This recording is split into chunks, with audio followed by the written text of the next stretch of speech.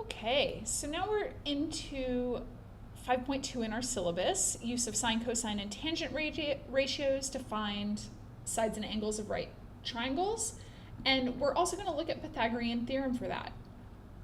So what the Greeks found years ago was that for any right triangle that had the same angle size, so if I drew another right triangle that looked like this, but had different side lengths, so same angle but different side lengths, what they found was that the ratio of side lengths was always the same.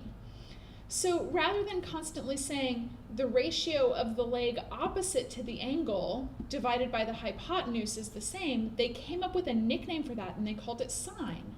So they said that sine of this angle is always going to be equal to the ratio, the division, of the opposite side divided by the hypotenuse. When they saw that the ratio of the adjacent leg, so the leg that touches the angle, was always the same to the hypotenuse, they called that one the cosine. And then to describe the ratio of the opposite leg to the adjacent leg, they called that one tangent.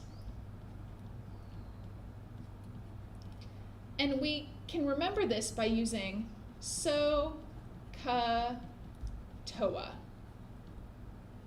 So what these really are just ratios. So I put in an angle into sine and I always get the ratio that is this leg divided by the hypotenuse.